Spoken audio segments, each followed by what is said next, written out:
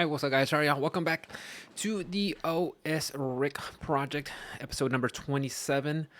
I know it's been a while since you guys have heard from me. It's been a minute. The last episode I did, it's not because of the timing of where I have my the place I have the hosting my podcast. I used up all my time, so had to wait for it to come back. So by the time you guys listen to this, it's been a while already. I am recording this on Monday, October 31st. So happy Halloween, guys. I know it's late by the time you listen to this, but it is what it is. We're here hanging out. So whether you're on your way to work, you're at work, working out, or just playing video games and you listen to the podcast, I want to say thank you very much, man. I appreciate it. Thank you guys. You guys are the best for just sticking around, hanging out.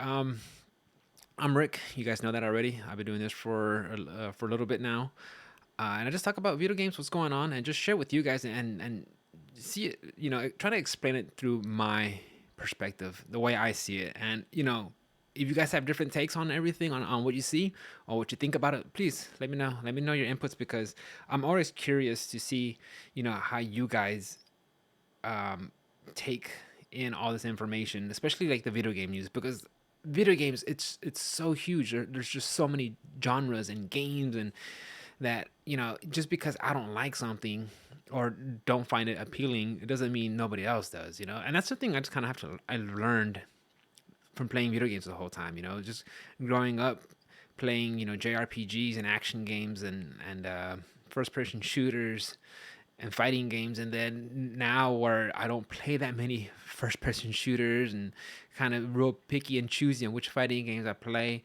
And and it's the gaming has just changed so much because you know it feels like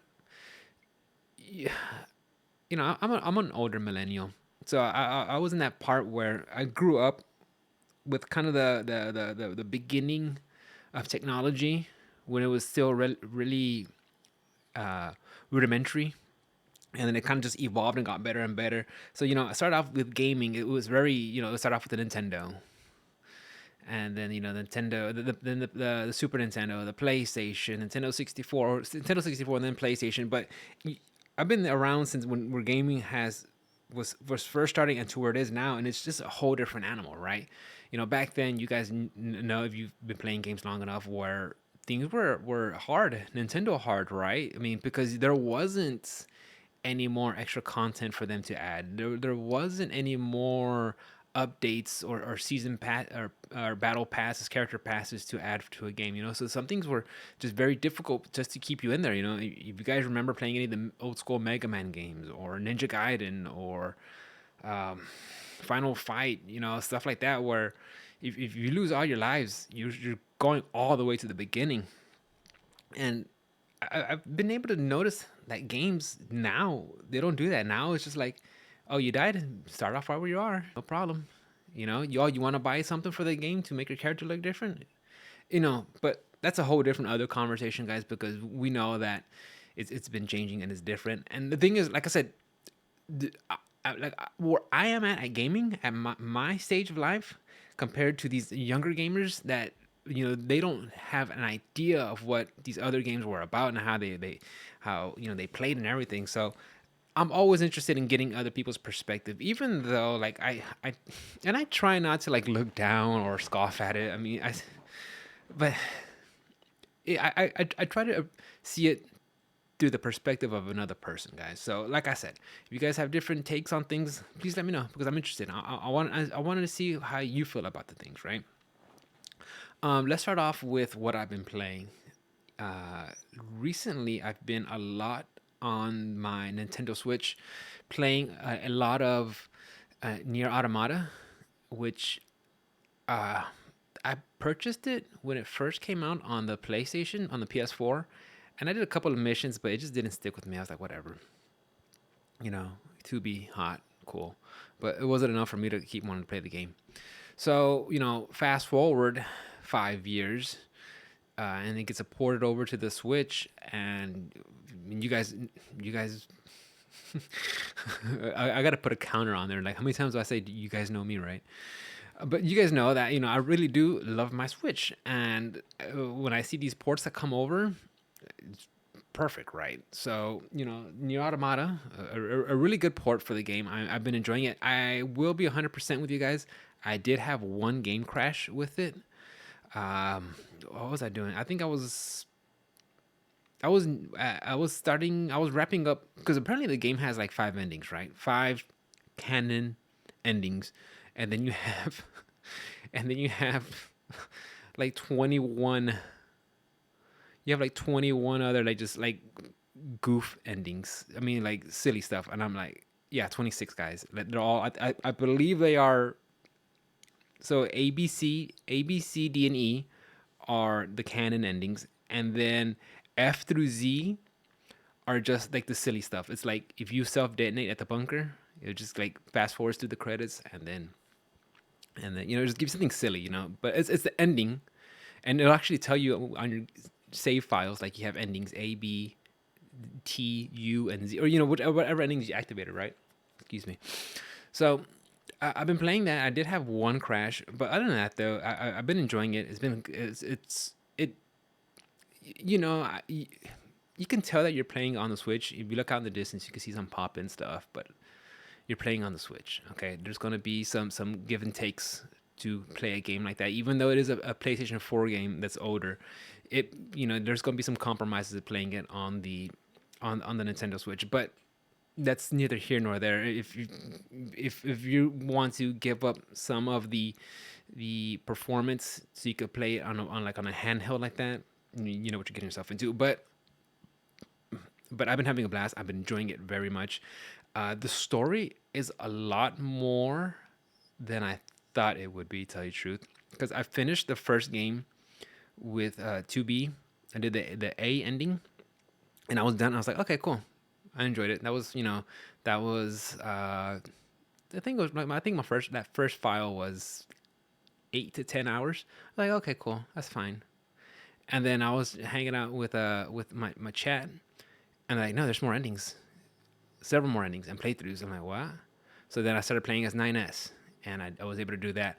I wasn't feeling 9S at first, but near the end, I was liking the story, and I was liking how he attacks using hacking. That was pretty cool, and how you see the game through his perspective, through his eyes, through his view, I should say. And then after that, you play as a 2A, and you get more of the story and what's going on. So and it's just been stacking and layering, and I've been enjoying it very much. It's almost I'm getting the same like gasps and reactions like when I was playing, similar to when I was playing 13 Sentinels, which by the way, guys, go play 13 Sentinels Aegis Rim. Play it. It just it's such a great game. But I was getting those kind of like, holy crap, that oh my, that just happened. But so I've been enjoying Nier Automata. It's fun. So I'm playing as 2A right now. This is my third playthrough. I think I'm about to wrap up the C ending. Um, and she's fun. I like it. She's very combat heavy. So using your light attacks and heavy attacks, similar to 2B. Um, that's been fun. So but what came out last Friday, or actually the Friday before, was Persona 5 Royal on the Nintendo Switch. So I'm gonna give you a quick story, guys. I pre-ordered it on Best Buy. Wanted to get the Steelbook edition because I was like, well, I could get the regular plain Jane, or I could get the Steelbook, same price. It's like, fuck it, I'll get the Steelbook, and I could just put it next to up here, guys. It's all blurred out, but I'll put it next to the Persona 4 Steel Case book that I bought it for PlayStation 4, right? I'll put it right next to it. Perfect, cool. Same price and everything. And then I get email from Best Buy. They're like, yeah, it's gonna take longer than we expected to get in the store. I'm like, okay. I mean, I'm playing Nier Automata. I don't need it right away as long as they eventually send it, right. And then 2 days pass by, Best Buy, and 2 days go by, and Best Buy sends me an email like, hey, we need to make sure you got the verify your credit card information. I'm like, okay, because I did get a new Best Buy credit card, and that's why I put all that stuff on. So I was like, okay, well, maybe because I got a new one, I got to activate it and put it on there. Sure, no problem. And then a couple of days pass by, still nothing. I'm like, All right, screw this. Still book or still case or not. Cancel order. And then I reordered it again for pickup. And they're like, okay, it's ready for tomorrow. I'm like, okay, whatever, Best Buy, whatever, that's fine. I mean, I had something to play in the meantime to hold me over, so I wasn't stressing it out. So I was finally able to get Persona. I picked it up, but I was busy with everything going on. So I finally was able to play it. When was it, guys? I think Saturday evening. I started playing it, and where I'm at right now, a couple of hours in, but I finished the first palace. So now it's just, and I did it where I did the first palace in one day.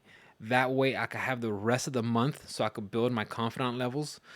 Um, but playing it on the Switch itself has been a delight, 100%.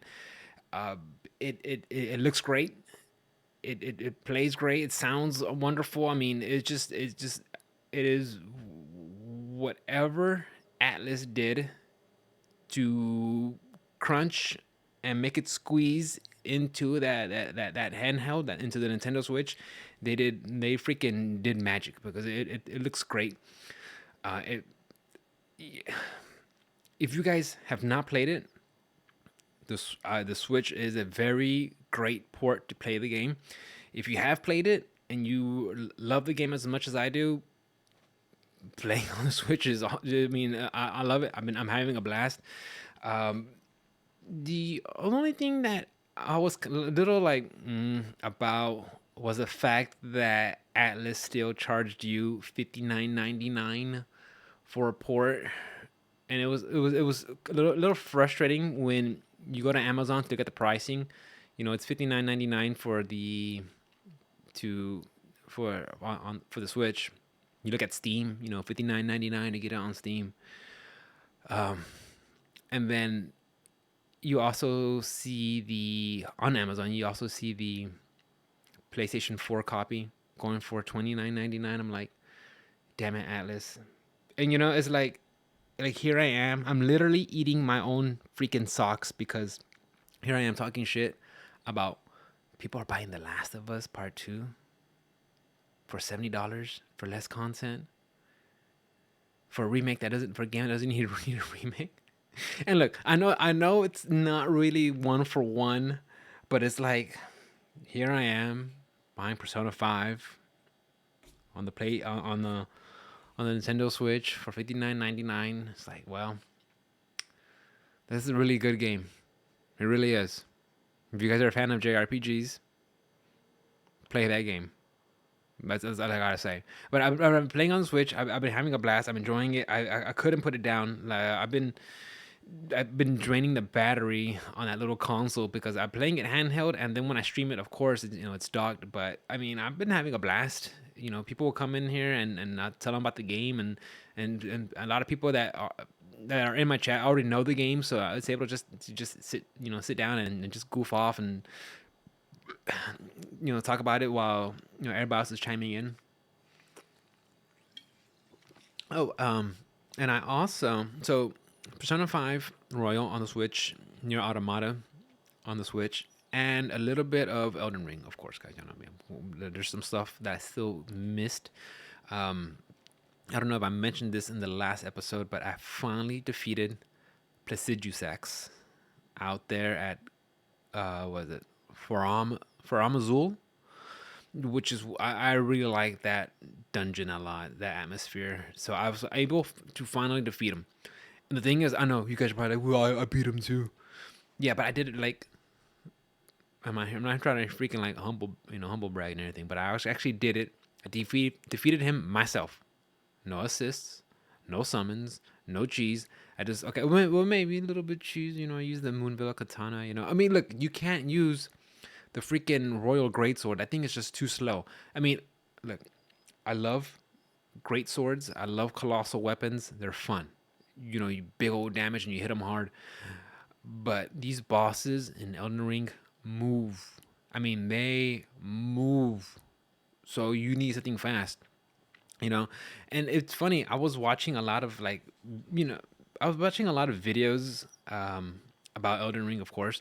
I mean, I'll watch like some of the Elden Rings, not the Elden Ring lore videos from Smoke Town. So you guys check them out if you really like these deep, in-depth, long videos about the lore of the game. It's something you could just let it play in the background while you're doing some of your hobbies. While I was doing my miniature paintings, I would listen to them. But going down that rabbit hole, you'll start seeing other stuff like other videos, that YouTube will recommend, like complaints about Elden Ring, or Elden Ring overhyped, or people's critique of the game. And it's fair, and that's fair, right? As much as I like the game, there's some people out there that are wrong. I'm kidding.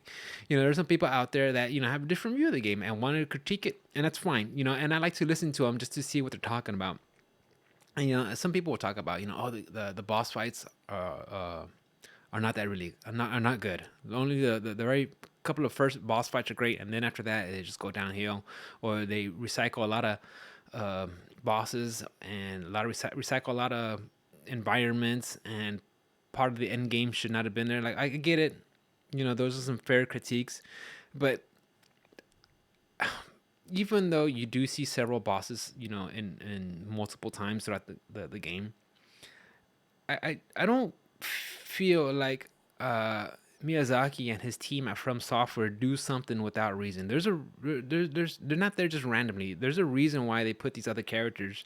Even though if it's kind of like to build part of the world, or the lore, or the ethos of what they've created there in that little in that little universe of Elden Ring, which I appreciate a lot, and I could see the part where just the people who are just about the gaming, they just want the mechanics, the the just the mechanics of it, the what makes the game function. They don't care much about the lore, and I'm kind of in that same boat too, right? I mean, I never really played much of the From Software games and cared about the story and the lore, even though I know they've always been there, and I've always appreciated the fact that if you did want to look up, and you did want to see it, and did want to, like, follow some of these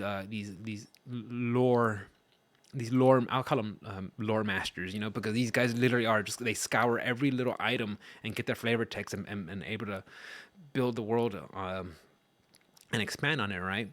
So I do appreciate that people did that, but this one, Elden Ring, is the one where I started really getting into the world, and building it, and then I could see it, where when they talk about it and why things are there, man, like I said, nothing's there randomly. It's there for a reason. So when I see, the the the critics talking about why there's extra, duplicate bosses, well, yeah, that does kind of suck. Why is there catacombs that kind of have a similar layout?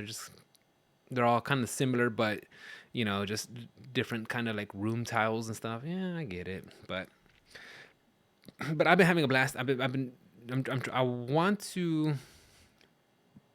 Excuse me, guys. I've been drinking a Topo Chico. I want to try to get all the secrets from the game, which I know that's a tall order. And also, my wife's been playing the game on her Steam Deck, so every once in a while, when she needs help with the boss, I'm like just put down a freaking summoning circle, and I come in there and I'll give you a hand. So it gives me a reason to go back to the game, and keep visiting. So I mean, which is fun, and it is a challenge because it scales me down to her level. So I'm running around at level 155, and that's where I'm capping my character at. My first playthrough character, he's at 155. Why 155? I don't know. I just kind of chose that number. My OCD won't let it sit at 153 or 154 or 152. It has to be increments of 5, right? And at that point, like at 155, if I can't kill something, that's my fault, right?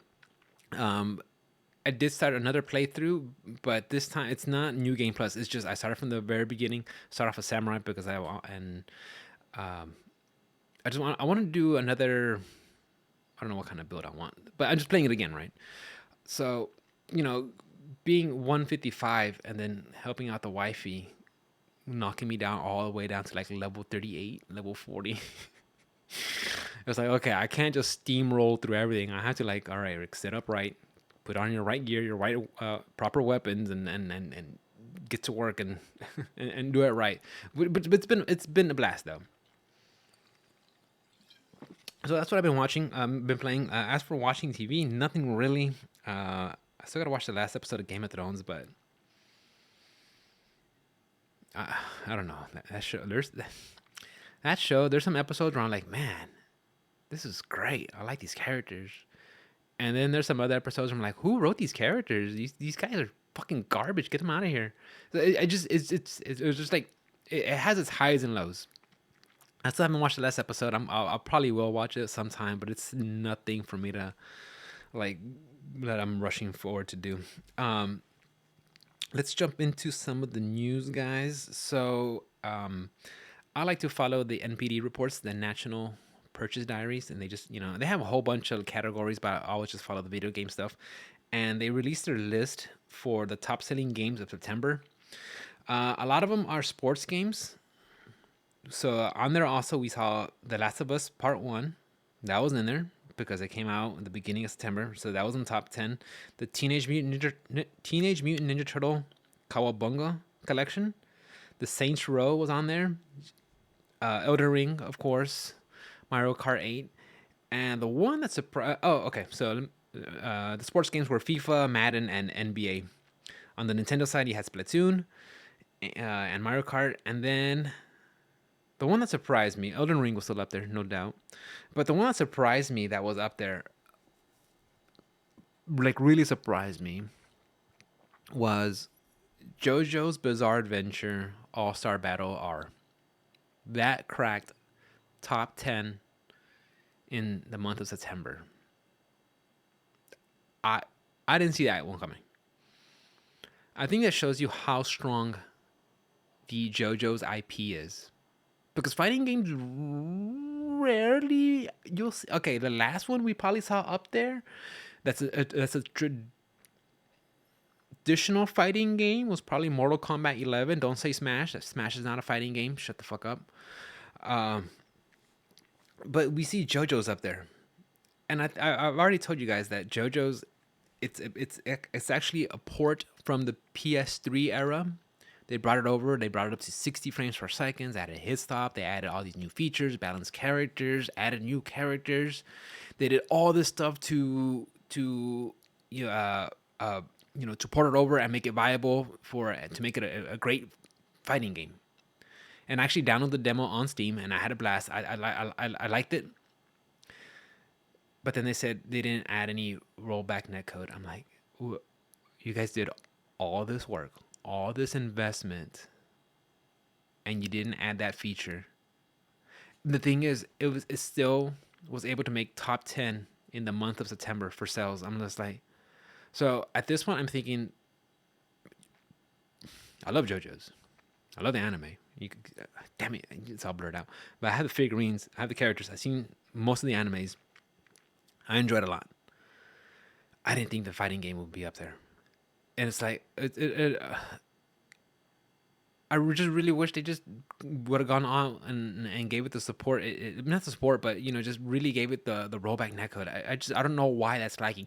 I wish I could sit down with the developers and be like, why didn't you guys do that? And not that I'm like mad at them for it, I just want to sit down and be like, I would just want a clear and like a level-headed answer. Like, why didn't you guys decided not to want to add rollback netcode to y'all's game? I mean, it's obviously, I mean, it shows now that it's a very popular IP. It made these great sales. If maybe the developers will see this and will want to maybe retroactively go back and add the rollback. So we'll see. I don't know. I just find that interesting. But yeah, guys, the MPD on September, like I said, when I saw JoJo's up there, I was surprised. Did you guys see the Resident Evil remake kind of little snippet reveal release trailer? And okay, I saw it. I enjoyed it. So far, it's planned for March 24th, 2023. So Q1 of next year. Can't wait. Next year is already starting to look like it's going to be a insane year for video games. So I mean, this year wasn't too bad. You had Elden Ring, of course. You got God of War. You had King of Fighters come out.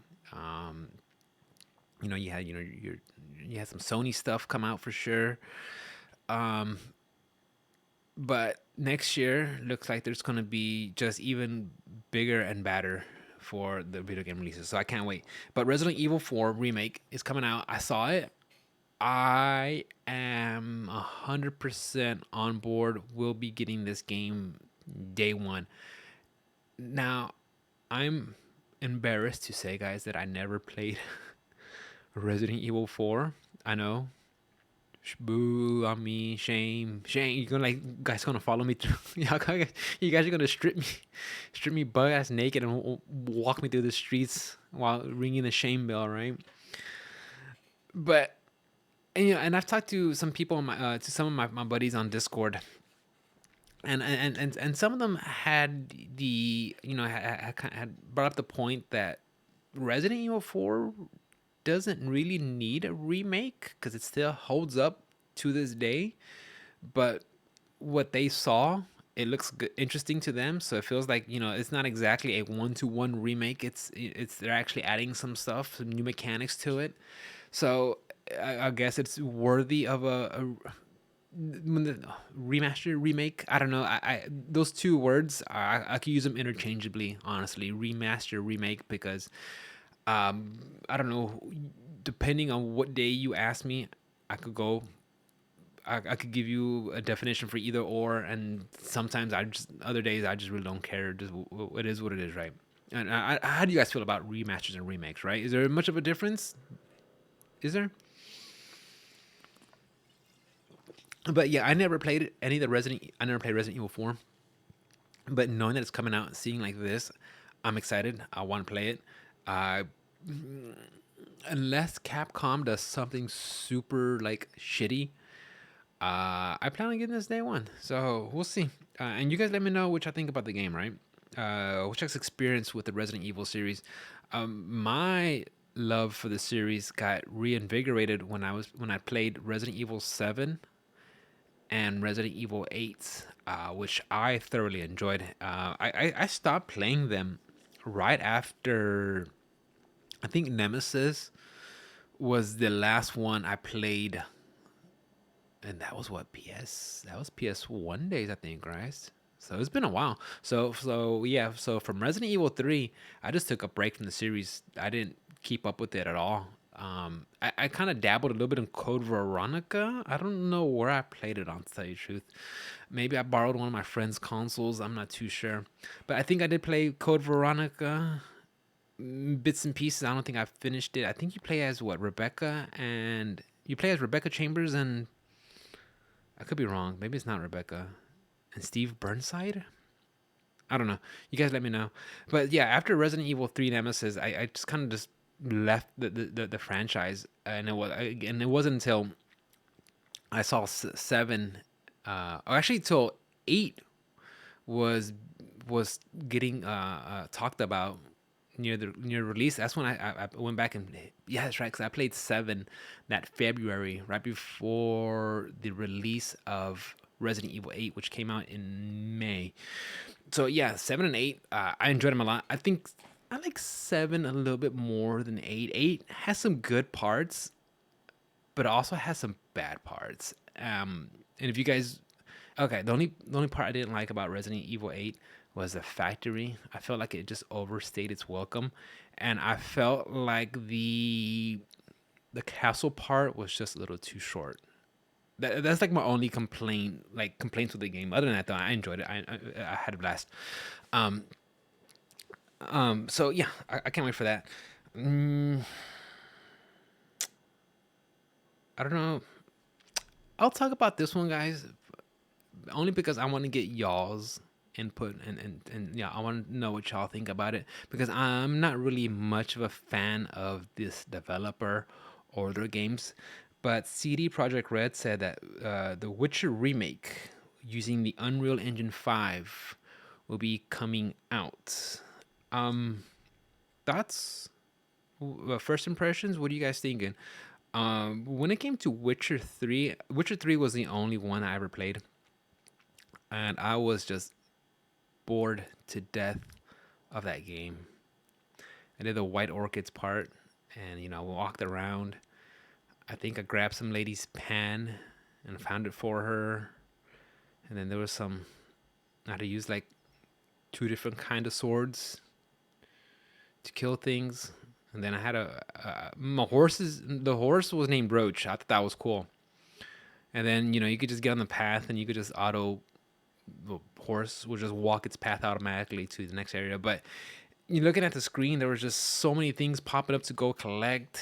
Um, I know some people love it. Okay, it just didn't click for me. This is my response to games that I don't like. I always say it's a good game. It just isn't for me. So when I say that, that means I just don't care. It could be good. It could be great. I don't know. But they're coming back, and they're gonna go with the whole using the Unreal Engine 5. Uh, I've seen some tech demos of them using, not them, CD Project Red, but I believe just um, fuck, what's the Fortnite developers? Unreal Engine guys? Oh, what do they call? Don't take away my video game card, guys. But those guys, what are they called? The guys who make the Fortnite Unreal. Is it Unreal? I've seen them use like a tech demo for the Unreal Engine 5, and yes, it does look pretty. Yes, it does look good. I will give it that. It looks wonderful. Okay, and that's what I'll give it. So I don't know how you feel. How you guys feel about that? I mean, are you guys fans? Are y'all all aboard? Would just justify rebuying the game? And look, I just repurchased Persona 5 Royal on the Nintendo Switch. Okay, so I can't really say much about this, but what do you guys think about it? Is this worth going back to the game? And speaking of CD Projekt Red, I have had ever since the buzz has been going on about, excuse me guys, about Cyberpunk 2077, the anime came out, which I saw, and I haven't finished it, but I wasn't really impressed by it, guys. I think they just play too much music during the show, and I didn't care for the. I didn't finish it, but I didn't care much for the series. Sorry. Um, I've heard some people talk about Cyberpunk 2077 is more of a first person shooter than it is based off the Cyberpunk tabletop RPG. Fair enough. I never played the tabletop RPG, but with all this buzz going around, it's the Edge Runner content that came out, or DLC, or update that came out. They gave this game a lot of quality of life features.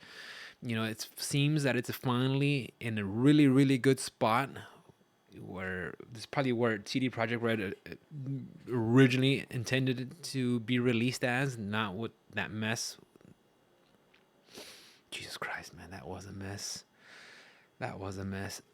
I kind of want to purchase this game. I kind of want to play this game, but I do not want to buy it at full price, $59.99, full stop. I don't, and I'm not. Okay, because at the end of the day, I still don't.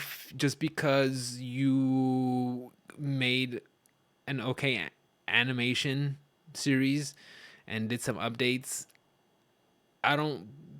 All those promises you made and all being that bad at launch, I still don't. For me, I still don't warrant a for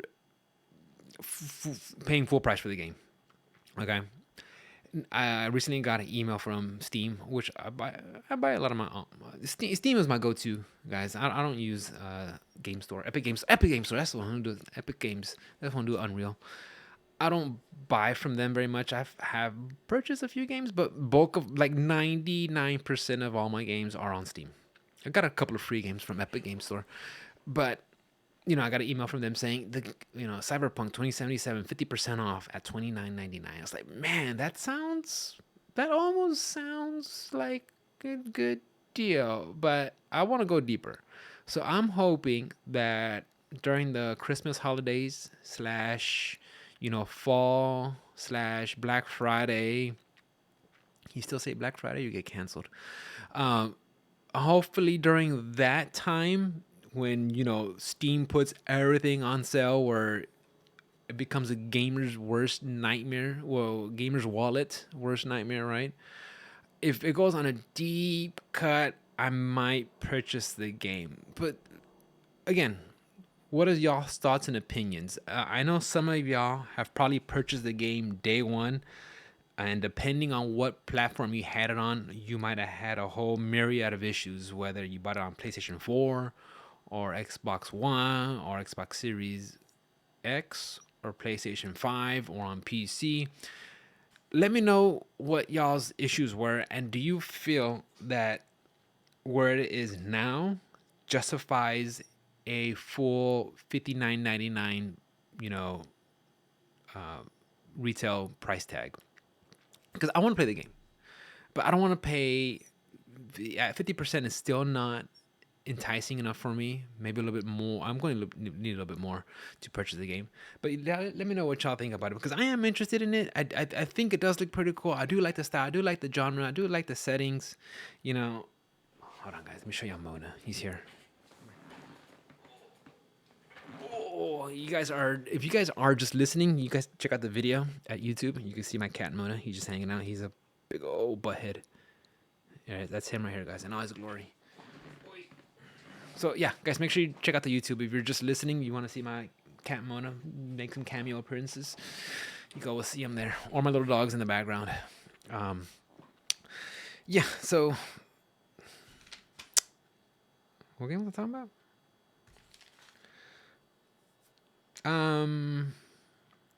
That was Cyberpunk.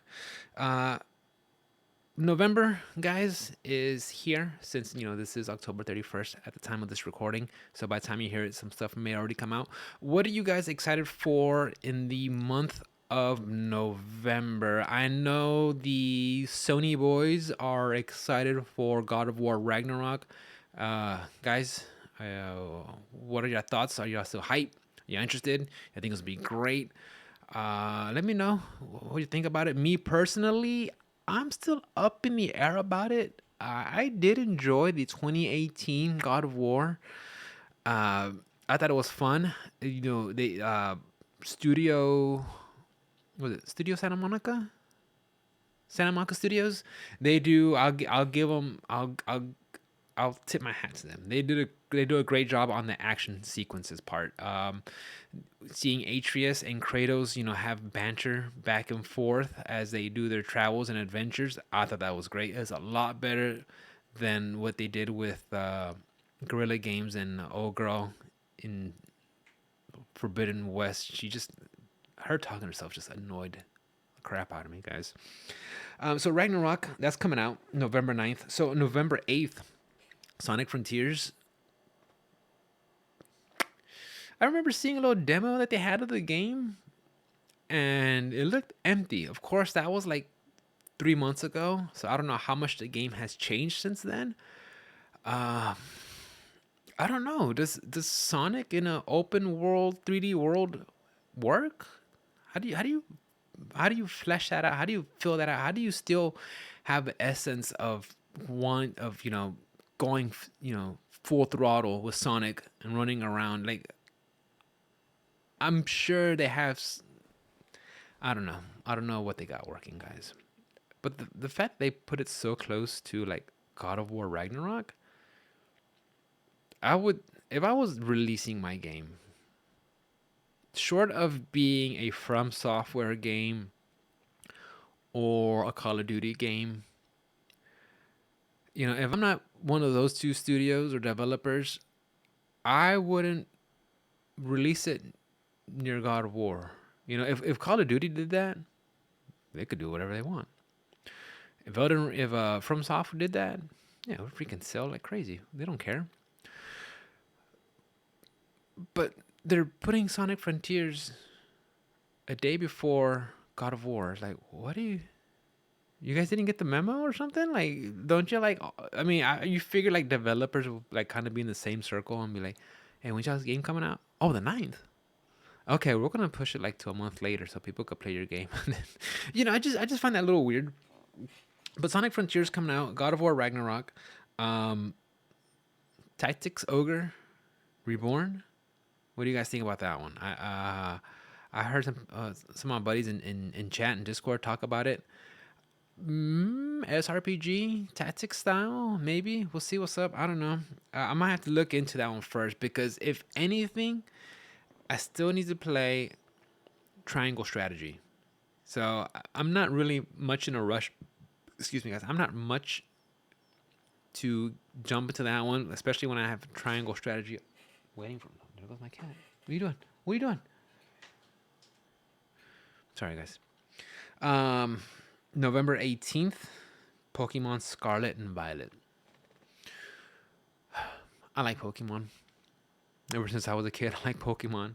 I didn't buy all their games, but I've been buying the recent ones, and I don't think anything's gonna change with Scarlet and Violet. I think I'm gonna get it. I'm gonna get a copy, one for me, one for my wife. And we're gonna go be 10-year-old kids and go on an adventure and collect Pokemon, and it's gonna be fun. And it doesn't have, and I might have said before, where it's like I wish like what they did in Sword and Shield, it would have been more open world. And they kind of did that with Arceus.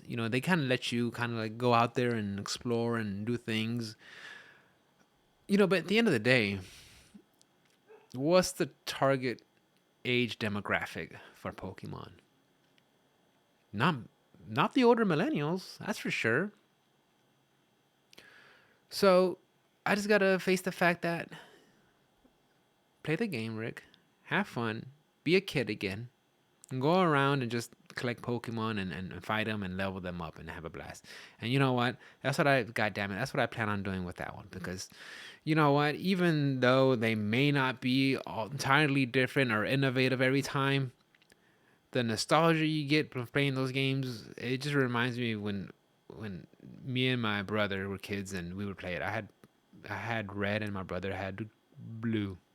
We had a blast. Played on our old. Do you remember the old Game Boys, guys? The old ones. I was pretty fortunate that my parents were able to get me the Game Boy, old school one, the clear case one, the clear plastic one, and my brother got the green one. That was fun times. And then on November 28th, we have World of Warcraft Dragonflight.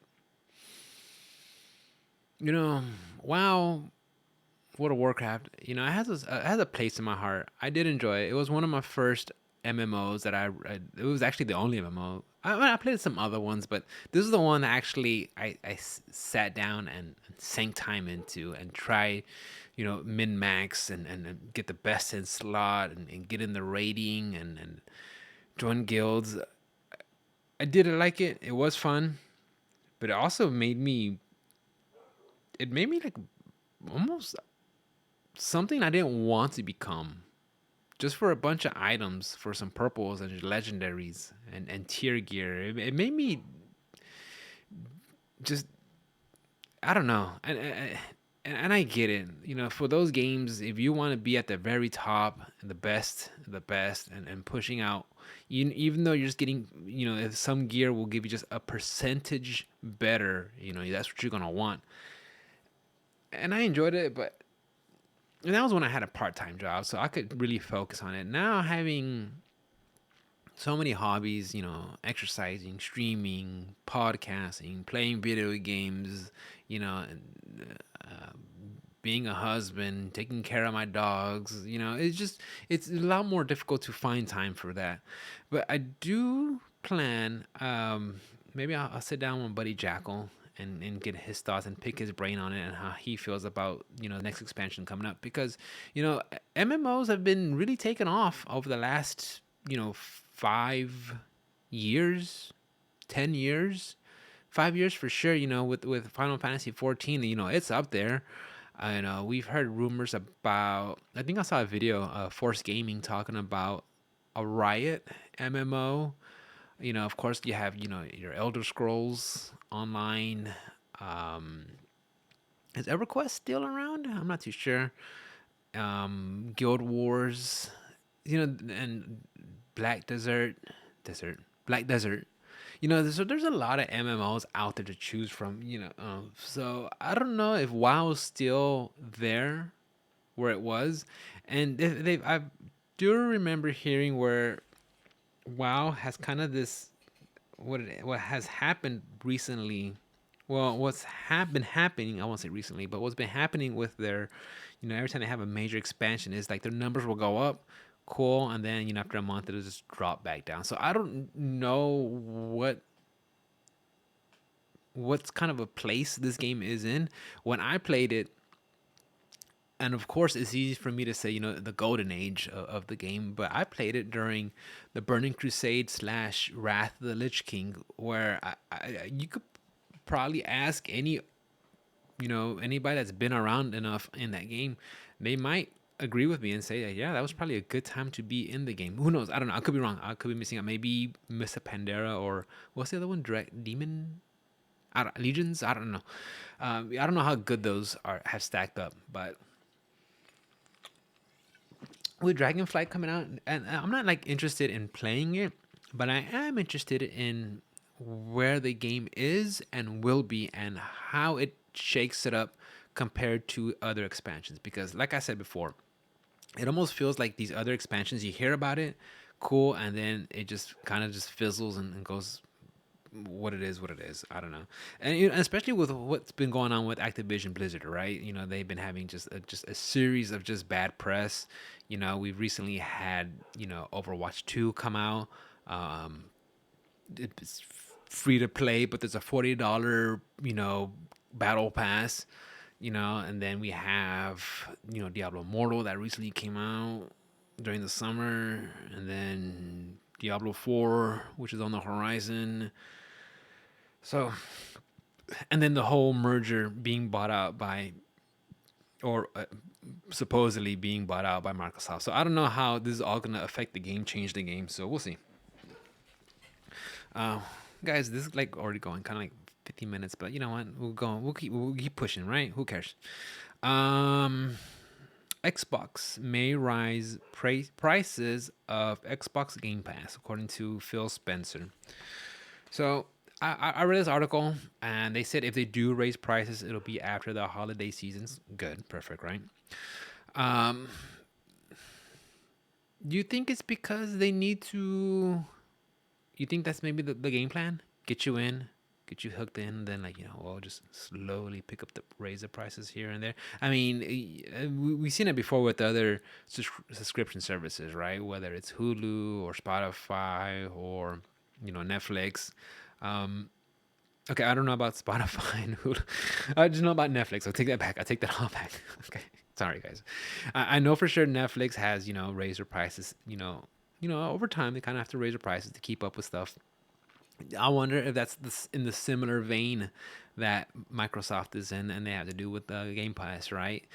Because I think I talked about it before on Ruben's podcast at the Option Select podcast. Make sure you check them out, guys. But I think I've talked about it before, where that Microsoft, or the Xbox, Xbox division, I guess Microsoft, they have different pricing, or they have different contracts and deals for a developer to have their content put onto their streaming service, onto their Xbox Game Pass service. So I don't know if this is a way to offset some of the costs for some of the other games, because they've always said that all everything that's first party, everything from the first party developers, from in house, is available day one on the Game Pass. So maybe this is a way to recover some of the costs. Maybe server space is just more of a hassle. I don't know, or maybe this is. I mean, I think we talked about it before, guys, or I kind of looked into it before, where these consoles, they're kind of selling them, not selling them. If they're selling them for a profit, it's very very low in the margins, to make a profit from what they're making on these consoles, from what I heard. So I don't know if maybe this is another way to offset that, to get some, a return on investment from all that stuff. It's interesting. Me personally, guys, I've told you before already, but I'm not much of a fan for the Xbox Game Pass. I've heard a lot of people say it's a great deal, great deal, great deal, great deal. But I think it depends on what kind of person you are when you play games. If you just like to, fire up the Xbox, browse. Oh, this game looks like fun. This is cool. This is new. Let me download it and play a couple hours and then be done. If that's how you play your games, I can see how that could be. Would be a value for that, right? Because you don't have to, you know, put down your 39.99, 49.99, 59, 69.99 for games where you could just pay a monthly subscription of any it ranges what between 9.99 to 19.99. So you could get these games and you could just play it without having to pay the full retail price. But me, I've always been in the mindset, if I'm gonna get a game, I'm gonna grab it, I'm gonna ring it out, have my fun with it, and then go on to the next game. So I mean, depending on how you approach games, right? It's gonna vary per person.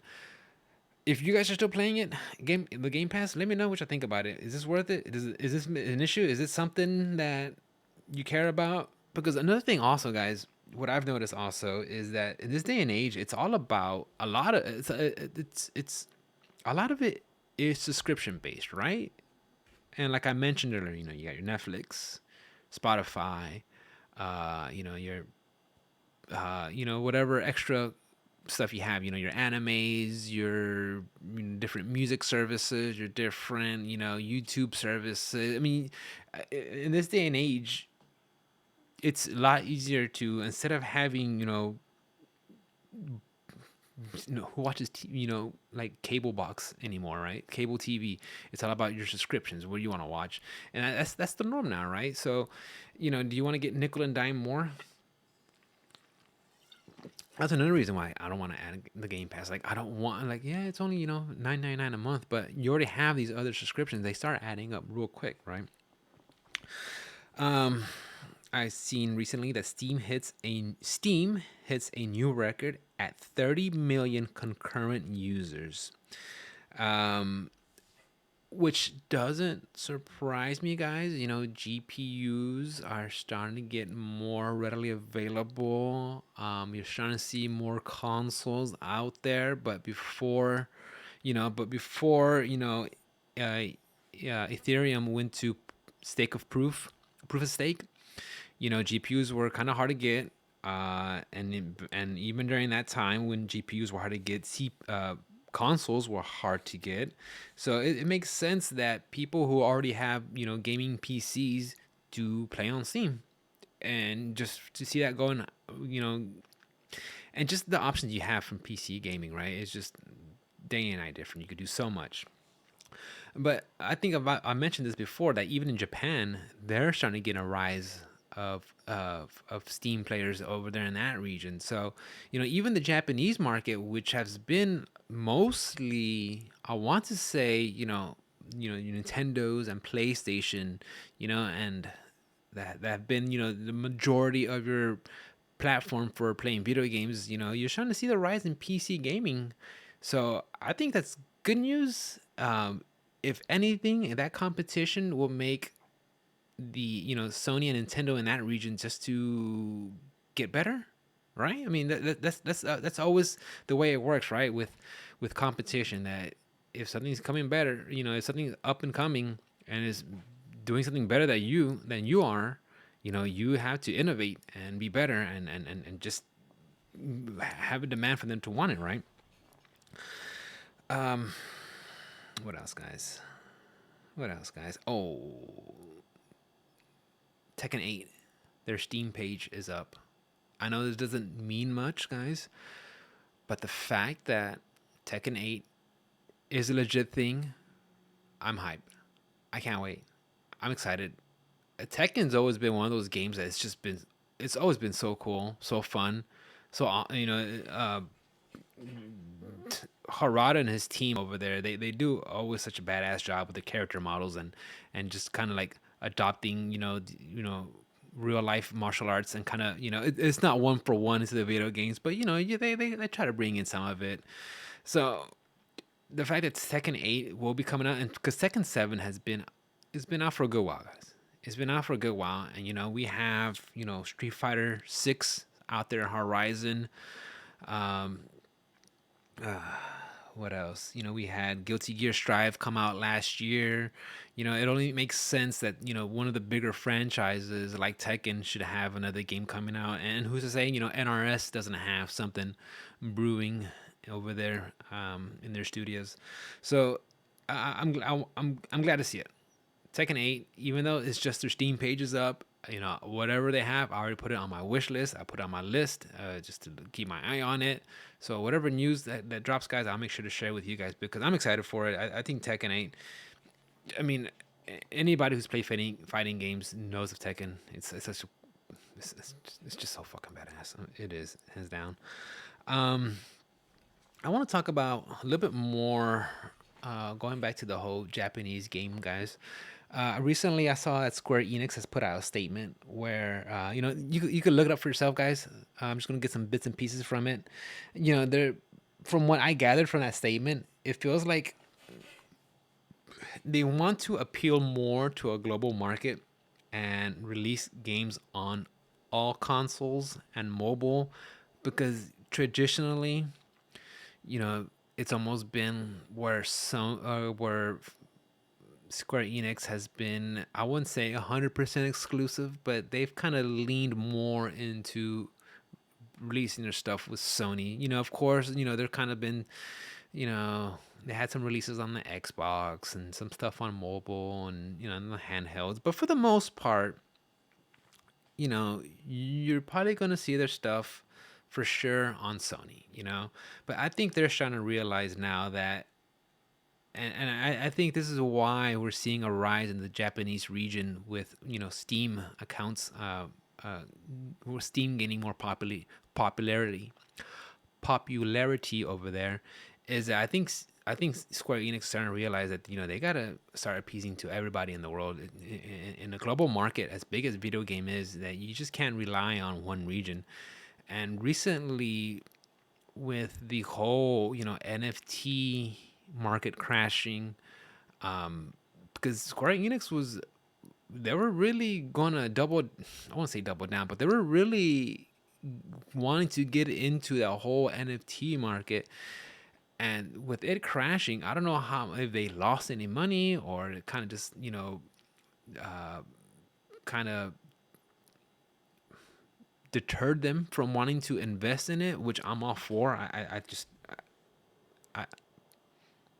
I like the technology NFTs, but I don't like how it was recently being used as just trying to sell pictures of an ape for $20,000. I think that's ridiculous. But I feel with them trying to go on a more and you kind of seen it, right, guys? Where they're having these games where they're not really traditional JRPGs in the sense of how Square was when I was growing up, which was that's what their bread and butter was, focusing on that kind of genre. They're going more into the whole kind of open world action like games where you see what's the one that's coming out, guys? Forspoken. We seen that one.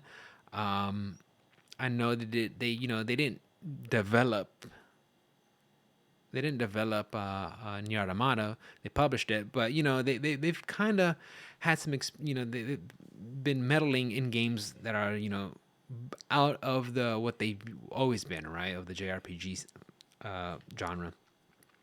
So I wouldn't be surprised if they're going to dip more into that.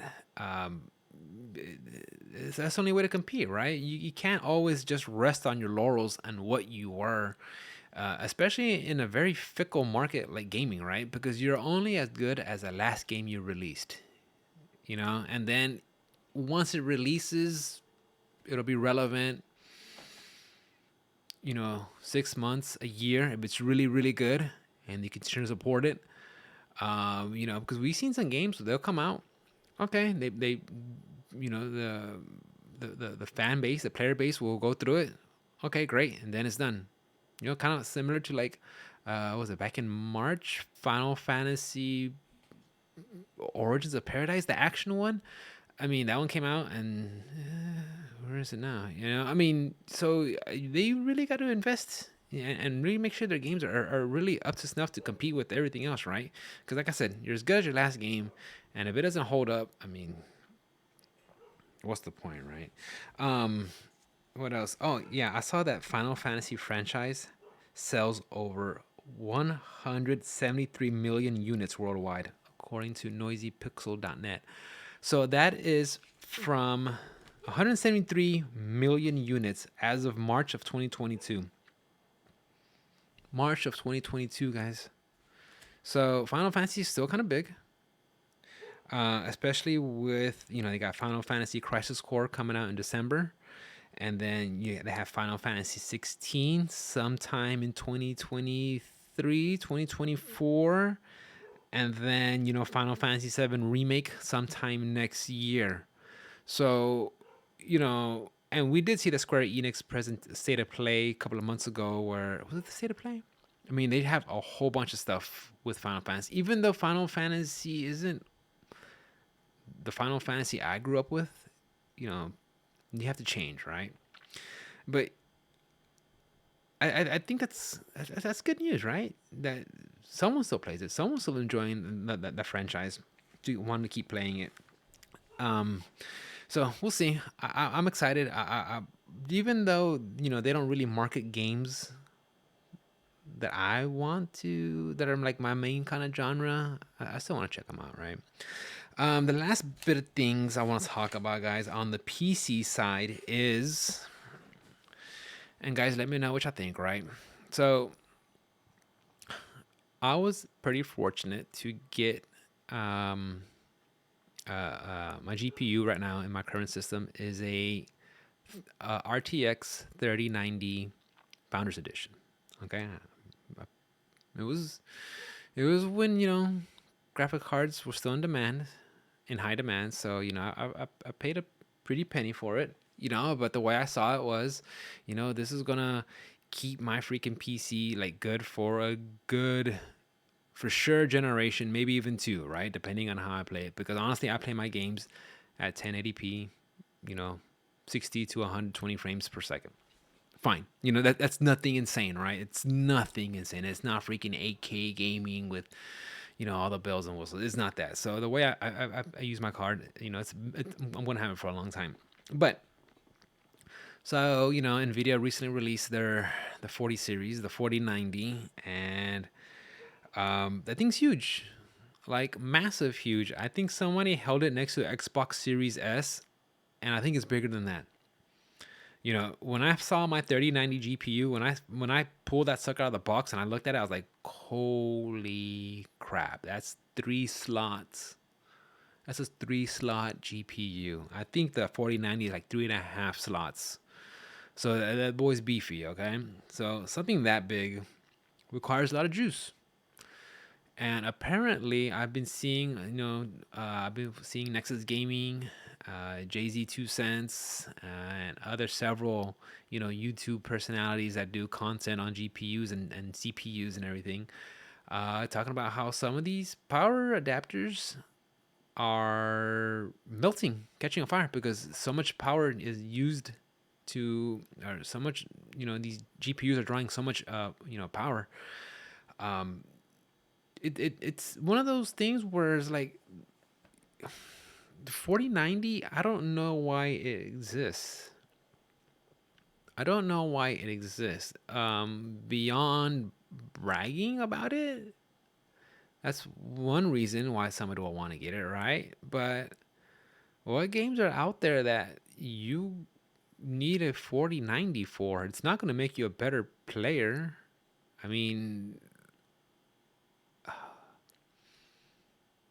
what's out there now that can't handle what a 49? I mean, and I get it, right? You want to put stuff out, you want these nice tags, these nice, with the, bigger and better, with even a matching price tag on there, right? And there's always somebody that has to have what's the latest.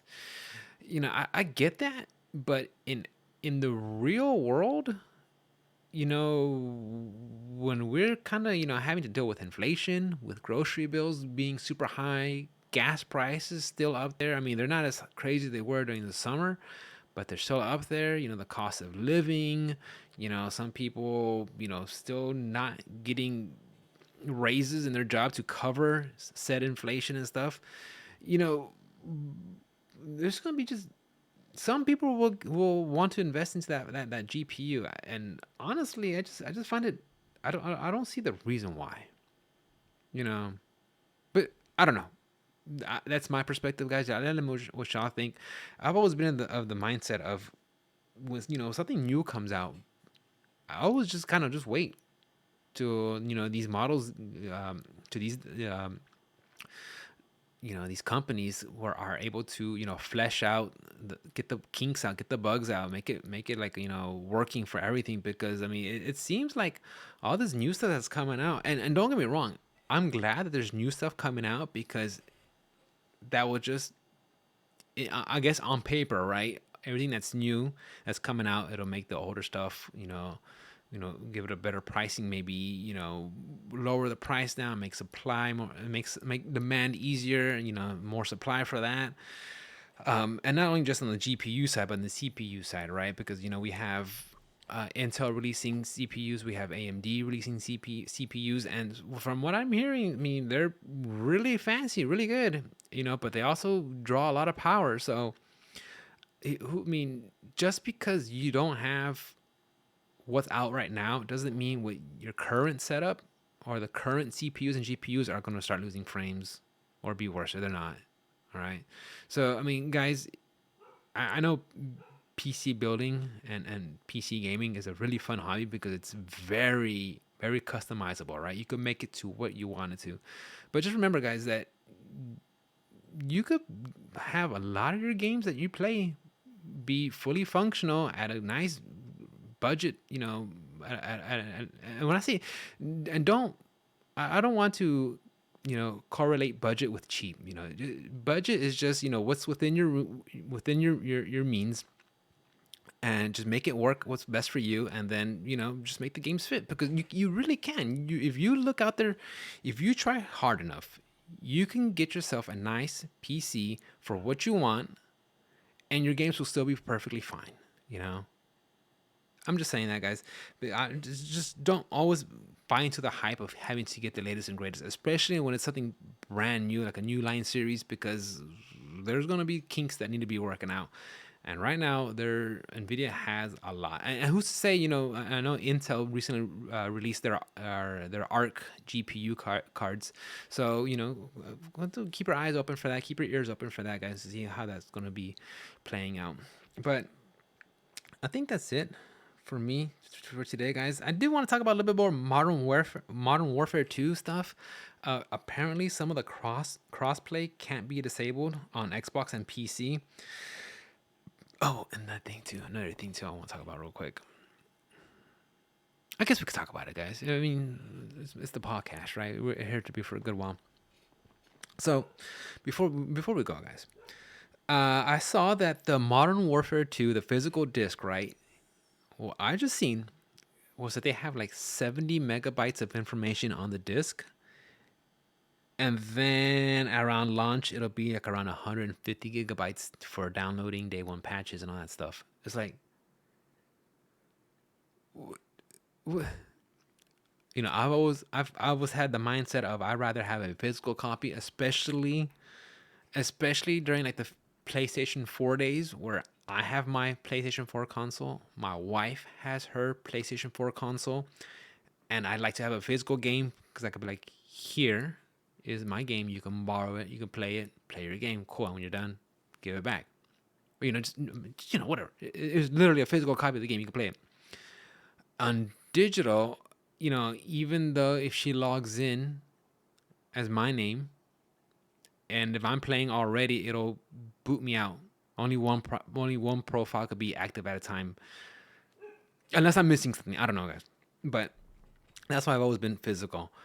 When it comes to like Call of Duty like this, I'm like, it almost becomes like, what? Why? But I guess that's the day and age that we live in now, right, guys? I like physical copies, but when it's something like this, where the disc is just like what, like a placeholder for starting up the game, it almost feels like maybe, digital copies is the way to go. I mean, the only time it sucks, honestly, is when you have, a physical copy of a game and you have a console that is backwards compatible. That's fun. That's great. You could play it that way, sometimes you can't do that with digital copies. I don't know. But I just find that strange that I find it strange and at the same time not surprised that that is the way of the now, I guess, when it comes to gaming. I mean, I guess the disc is, like I said, it's just a placeholder now. Because yeah, it's 70. Anyway, guys. Anyways, guys, if y'all been playing some Modern Warfare 2, let me know what you think about it. Uh, Me personally, I'm out. I've been out. So, but if you guys think it's great, keep supporting it. That's keep supporting that business model, guys. You do you. Anyways, guys, I think that is it for today. We had a good episode. Um, Guys, I don't really like asking for help, but um, if you guys like what you hear and want to help out, consider donating, because I'm not trying to make money off this podcast or off the content that I make. I just want it to be self-sustaining. It just pays for itself. That's in the end of the day. That's all I wanted to do. That's because I have thought about, like, maybe I should not put it in a podcast format and just put it out as videos on YouTube. But the thing is, if I do that, you won't get to enjoy it as a podcast. You would have to constantly have YouTube running in the background unless you have YouTube Premium. But do I want people to want to enjoy my podcast? I mean, and look, if you guys just like what you hear and you want to help me out anyway, possibly could throw a couple bucks. Great, no problem. But like I said, I just want this to be self-sustaining, just to cover itself. I don't want to have it put food on my table and keep the lights on. I just want it to sustain itself. So you guys want to help out, great, I appreciate it. If not, you just want to keep listening and tell your friends about it, that's the other way you can help me with it, all right? But anyways, guys, I am done. I hope you had a good time. If you have any comments, questions, concerns, you want to talk about anything, guys, please add me. I have no problem. But if you're going to add me, keep it civil, okay? Because I'm not going to be a freaking keyboard warrior and have freaking arguments over Twitter, because that's not a way to do it. If anything, you could hop on my Discord and we can actually sit down and talk about something and be civil. We'll turn the cameras on and we'll look at each other and we can go and have a conversation. But if you think I'm gonna go into a freaking calling names and getting arguments over on Twitter, no, I'm not gonna do that. All right, guys. But anyways, if you don't agree with stuff, that's fine. If you agree with some stuff, that's fine too. In the end of the day, guys, we're here to play games, talk about it, and just and share our experiences with them, right? Anyways, guys. Also, if you want to hang out, guys, more, if podcast is not enough, you can always check out my stream, guys. Twitch.tv/OS_R1CK. You guys drop by and hang out, guys. I'm always playing random stuff. Right now, I'm bouncing between Nier, Persona, and eventually I'll get back into fighting games. I've been taking a break, but the last one I played was Guilty Gear, and I've been having a blast. So catch me there, guys, if you want some more stuff. I love you guys. Have fun. Take care of yourselves. Take care of yourselves mentally too, guys. I think people forget that. You got to take care of yourselves, okay? But anyways, guys, have a good night.